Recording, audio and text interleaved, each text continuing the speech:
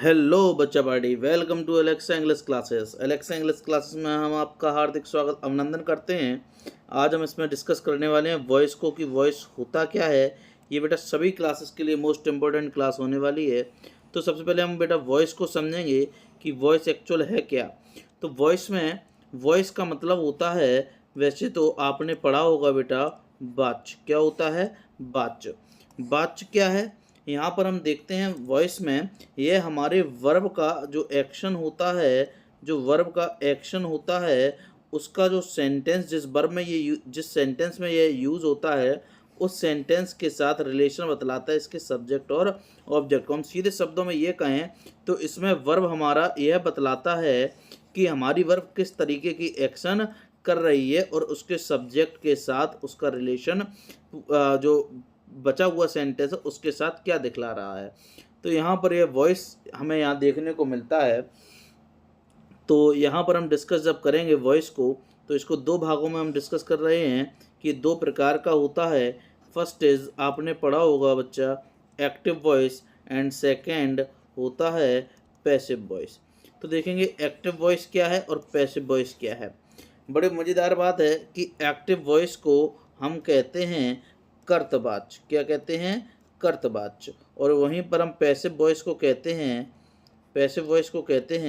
कर्मवाच्य। क्या कहते हैं बच्चा? कर्मवाच्य। तो यहाँ पर देखेंगे कर्तवाच्य और कर्मवाच्य वाली कहानी।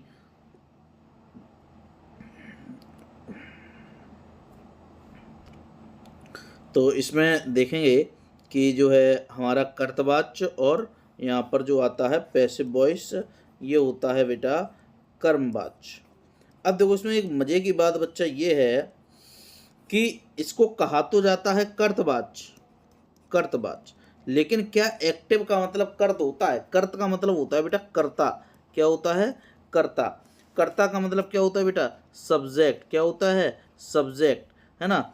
अब हम सीधी सी बात ये कहें कि जिस भी सेंटेंस में, जिस भी स्ट्रक्चर में हमारे सब्जेक्ट को क्या मिल जाए? वैल्यू मिल जाए। क्या मिल जाए? वैल्यू मिल जाए। या हमारा सब्जेक्ट को क्या मिल जाए? प्रधान बन जाए। अगर हम अपने शब्दों में कहें, हमारा सब्जेक्ट ही उसमें क्या हो? नेता हो। तो उसी को हम क्या कहते हैं? एक्टिव वॉइस कहते हैं। वहीं पर अगर हम बेटा पैसिव वॉइस की बात करें, तो इसमें हमारे ऑब्जेक्ट को क्या मिल जाए? कर्म का मतलब क्या होता है बेटा? ऑब्जेक्ट। ऑब्जेक्ट को हमारे क्या मिल जाए बेटा? वैल्यू मिल जाए। क्या मिल जाए? वैल्यू मिल जाए। ऑब्जेक्ट ही हमारा इसमें क्या हो? प्रधान हो, है ना। ऑब्जेक्ट ही हमारा क्या हो? इसमें नेता हो। तो ये क्या है? हमारा पैसिव वॉइस होगा। सीधी सी बात ये है कि ये बातों को घुमा के कहने का मतलब है। एक्टिव में कोई भी बात कही गई, जैसे मैंने कहा कि राम ने एक पुस्तक लिखी, तो ये तो हो गया एक्टिव वॉइस। लेकिन अगर हमने उसी बात को दूसरे ढंग से कह दिया, लेकिन मीनिंग चेंज नहीं होना चाहिए। मैंने कह दिया एक पुस्तक राम के द्वारा लिखी गई, तो ये बेटा हमारा मीनिंग चेंज नहीं कर रहा है। तो यहाँ पर एक्टिव का मतलब होता है कर्त और पैसिव का मतलब होता है कर्म। तो यहाँ पर हम देखेंगे कि जो है एक्टिव वॉइस, देखिए एक्टिव वॉइस में आपने छोटे में पढ़ा होगा या आप जानते हैं बहुत अच्छे से।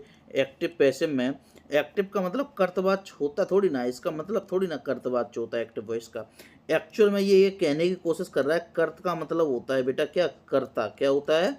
कर्ता। ये कहने की कोशिश कर रहा है कि सब्जेक्ट, देखो हमारा स्ट्रक्चर क्या होता है? हमारा स्ट्रक्चर होता है subject plus helping verb plus object. यही तो हमारा एक स्ट्रक्चर होता है एक्टिव वॉइस में, जिसका हम पैसिव बनाते हैं। तो ये कह रहा है कि जिस भी सेंटेंस में हमारा जो सब्जेक्ट होगा ना, वो हमारा एक्टिव मोड में आ जाए। आप जानते हो एक्टिव का आपने मतलब पढ़ा है, इसका मतलब होता है सक्रिय। क्या होता है? सक्रिय। हमने कहते वह बहुत एक्टिव लड़का है या एक्टिव बॉय है, तो मतलब वह सक्रिय है, वह अपने काम में एकदम तेज तर्रार है। अब यहाँ पर अगर हम पैसिव की बात करें, तो एक्टिव का अपोजिट होता है बच्चा क्या? पैसिव, जिसका मतलब होता है क्या? आलसी, या हम कह सकते हैं निष्क्रिय। क्या होता है बेटा? निष्क्रिय, है ना। ये भी हम कह सकते हैं आलसी या निष्क्रिय। इट मीन्स बेटा जिस भी स्ट्रक्चर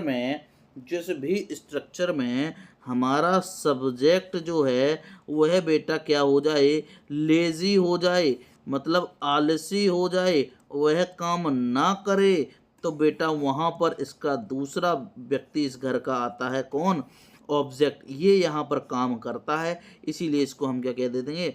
पैसिव वॉइस। और यहाँ पर एक्टिव वॉइस क्या? इसमें हमारा जो सब्जेक्ट है ये एकदम चुस्त दुरुस्त फुर्तीला एकदम एक्टिव मोड में है और यह अपना काम कर रहा है, तो इसको हमने कह दिया एक्टिव वॉइस, क्योंकि इसमें हमारा सब्जेक्ट एक्टिव मोड में है। लेकिन पैसिव वॉइस में बेटा हमारा सब्जेक्ट एक्टिव मोड में नहीं है। जब एक्टिव मोड में नहीं है तो ये पैसिव, क्योंकि सब्जेक्ट आलसी हो चुका है। तो यहाँ पे जो एक स्ट्रक्चर है इसको हम एक बहुत अच्छी थ्योरी के द्वारा देखते हैं, ट्रिक के द्वारा उसको समझते हैं, आपको मज़ा आएगा। देखिए यहाँ पे जो सब्जेक्ट होता है एक्टिव वॉइस में, plus helping verb plus verb plus object. देखो बेटा ये एक स्ट्रक्चर होता है हमारा, है ना, हमारा एक्टिव वॉइस का ये क्या होता है? स्ट्रक्चर। हमें कुछ नहीं सीखना है, ये हमारा एक्टिव वॉइस हो गया बहुत आराम से, ये हमारा पैसिव वॉइस। देखो इसमें हम एक ट्रिक लगाएंगे कि हमने देखा है क्रॉस मल्टीप्लिकेशन। हमें क्या देखना है बेटा? क्रॉस मल्टीप्लिकेशन, है ना। क्या देखना है? Cross multiplication. मतलब ये है कि इसमें जो हमारा ऑब्जेक्ट होगा बेटा, जब हम पैसिव बनाएंगे, क्योंकि ऑब्जेक्ट हमारा इसमें अब क्या बनेगा? आकर सब्जेक्ट बनेगा। क्या बनेगा आकर बेटा? सब्जेक्ट। और सब्जेक्ट को बेटा हम पीछे क्या बनाएंगे? ऑब्जेक्ट बनाएंगे। सब्जेक्ट को क्या बनाएंगे? ऑब्जेक्ट बनाएंगे, है ना। और इस वाले सेंटेंस में हम ऑब्जेक्ट को अपना क्या करेंगे बेटा? ऑब्जेक्ट को हम यहाँ पर करेंगे सब्जेक्ट बनाएंगे, ठीक है, उसको सब्जेक्ट का रूप देंगे। अच्छा, प्लस बेटा हेल्पिंग वर्ब जो लिखी हुई है ना, ये अपने जगह पर आएगी। हेल्पिंग वर्ब अपने जगह पर आएगी, है ना। प्लस जो वर्ब है ना बेटा, पैसिव बनाते समय आंधी है चाहे तूफान, हमेशा वर्ब किस फॉर्म में आएगी? थर्ड फॉर्म में। तो स्ट्रक्चर आपका बन के ये तैयार होता है कि आप अपने ऑब्जेक्ट को सब्जेक्ट बनाते हैं और बेटा अपने सब्जेक्ट को ऑब्जेक्ट बनाते हैं। और वर्ब की जो थर्ड फॉर्म है ना, इसके बाद जो हम अपने ऑब्जेक्ट को सब्जेक्ट को पीछे ले जाते हैं ना, तो बाई या किसी भी प्रपोजिशन जो होती है बेटा, प्रपोजिशन के द्वारा हम इनको जोड़ते हैं। बाई भी एक प्रपोजिशन है, लेकिन मोस्टली बाई का यूज हो जाता है वर्ब के साथ, तो इसलिए बाई को हम यहाँ पे कंसीडर करते हैं। लेकिन बहुत सी वर्ब ऐसी होती है जो बाई का यूज़ नहीं करती, उसमें दूसरी प्रपोजिशन लगती हैं, उसको भी हम यहाँ पर डिस्कस कर रहे होंगे। तो मज़े की बात यह है, जैसे मैंने अब देखना एग्जाम्पल देखना बेटा, यहाँ पे हेल्पिंग वर्ब देखो, एक बात ध्यान रखो, अपनी जगह पर आएगी, लेकिन उसका जो हेल्पिंग वर्ब अपनी जगह पर आएगी लेकिन चेंज होकर आएगी। फिर से एक बार समझ लीजिए, सब्जेक्ट जो है वो पीछे जाकर ऑब्जेक्ट बनेगा, और जो ऑब्जेक्ट जो दिया हुआ सेंटेंस में है बेटा, इसको जब पैसिव बनाएंगे तो वो सब्जेक्ट बनेगा। बात क्लियर है। दूसरा पॉइंट, हेल्पिंग वर्ब अपने स्थान पर आएगी लेकिन चेंज होकर आएगी। वर्ब पैसिव बनाते समय कुछ भी हो आपके एक्टिव वॉइस में, लेकिन हमें हमेशा थर्ड फॉर्म रखनी है। एग्जाम्पल समझिए, देखिए मैंने एक सिंपल सा एग्जाम्पल लिखा, मैंने लिख दिया कि मैंने लिखा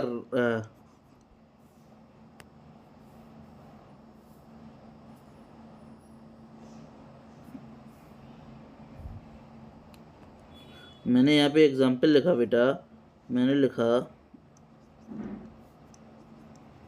जैसे कि एग्जाम्पल लिख दिया कि Ram is writing a letter. जो आपने बहुत बार पढ़ते हो आप ये सिंपल सा सेंटेंस। देखो बेटा, इसमें राम की अगर बात करी जाए तो Ram is writing a letter, Ram हमारा क्या है बेटा? सब्जेक्ट है। इज हमारी क्या है? हेल्पिंग वर्ब है। ये क्या है? हमारी मेन वर्ब है। और बेटा ये पूरा हमारा क्या है? ये लेटर, ये ऑब्जेक्ट है। अब हमें अपना यही वाला खेल खेलना है। क्या? हम अपने ऑब्जेक्ट को आगे लेकर आएंगे बच्चा। ऑब्जेक्ट को जब हम आगे लेकर आएंगे तो इसको पीछे नेक्स्ट पेज पे करता हूँ, समझिएगा, इसमें बढ़ नहीं रहा है। देखिए मैंने यहाँ पे लिखा था एग्जाम्पल, राम इज राइटिंग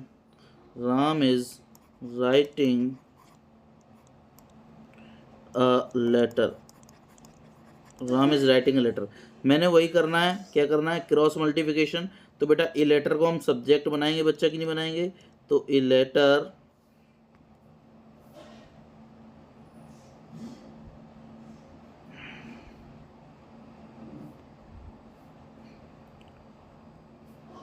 तो बन जाएगा क्या बेटा? ए लेटर, है ना, हेल्पिंग और अपनी जगह पर आएगी लेकिन चेंज होकर आएगी, तो is being, am being, are being में चेंज करेंगे। लेटर हमारा बेटा सिंगुलर है तो इज बीइंग।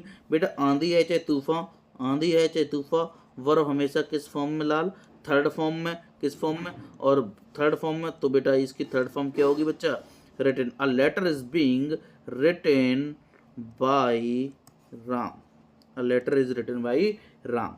अब देखो ये मीनिंग इनका चलिए ट्रांसफॉर्मेशन के अंतर्गत आता है, ये चैप्टर किसके अंतर्गत आता है बेटा, ट्रांसफॉर्मेशन, जिसके रूप में क्या हो जाए बेटा, ट्रांसफॉर्मेशन जिसके रूप में परिवर्तन हो जाए लेकिन उसका क्या ना बदले, मीनिंग ना बदले, क्या ना बदले, मीनिंग ना बदले, तो ये उसी के अंदर चैप्टर आता है। और यहाँ पर देखिए एक और एग्जाम्पल समझिए, मैंने लिखा we have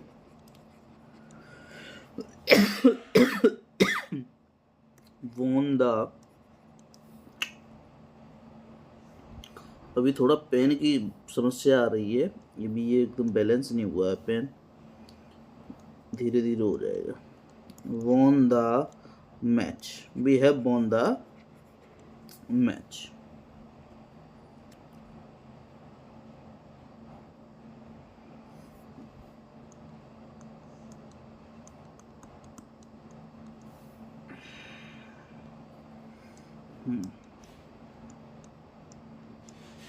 we have won the match, तो ऑब्जेक्ट हमारा क्या है बेटा, पूरा द मैच, इसको हम आगे लेकर आएंगे, तो द मैच।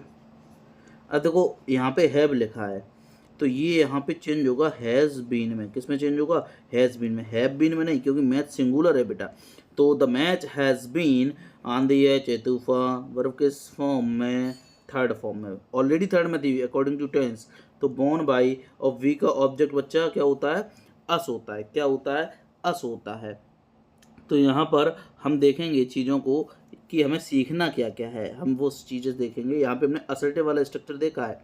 एक चीज़ और समझिए कि जब भी हम यहाँ पर जो स्ट्रक्चर होगा subject plus helping verb plus verb plus object हमें ज़रूर चाहिए, क्योंकि वॉइस का काम होता है आपके सब्जेक्ट और ऑब्जेक्ट का रिलेशन बतलाना कि वर्ब आपका क्या कर रही है।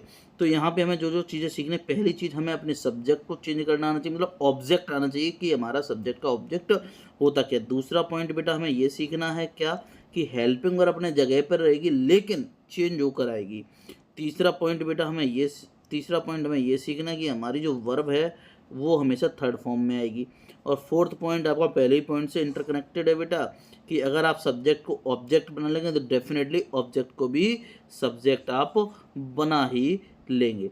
अच्छा एक बात और ध्यान रखिएगा बेटा, पैसिव जब भी आप बनाएंगे, क्योंकि इसमें ऑब्जेक्ट का खेल है, तो हमेशा ट्रांसिटिव वर्ब का ही पैसिव बनता है। किसका बनता है बेटा, ट्रांसिटिव वर्ब का ही पैसिव बनता है। ट्रांसिटिव वर्ब कौन सी वर्ब होती है बेटा, जिनको हम कहते हैं क्या, सकर्मक क्रिया। क्या कहते हैं, सकर्मक क्रिया। अगर आप सकर्मक क्रिया के साथ जाते हैं तो सा का मतलब होता है सहित, क्या होता है, सहित या साथ, है ना। और कर्म का मतलब बेटा ऑब्जेक्ट, क्या होता है, ऑब्जेक्ट। ऐसी वर्ब, सकर्मक क्रिया हुई ना, सकर्मक क्रिया, तो ऐसी वर्ब जो अपने साथ क्या लिए हो बेटा, ऑब्जेक्ट लिए हो, उसे ही हम क्या कहते हैं, ट्रांसिटिव वर्ब कहते हैं। और बच्चा ट्रांसिटिव वर्ब का ही हम क्या बना पाते हैं, पैसिव बना पाते हैं।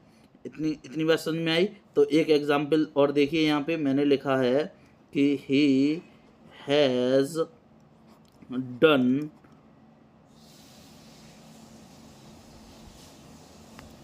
ही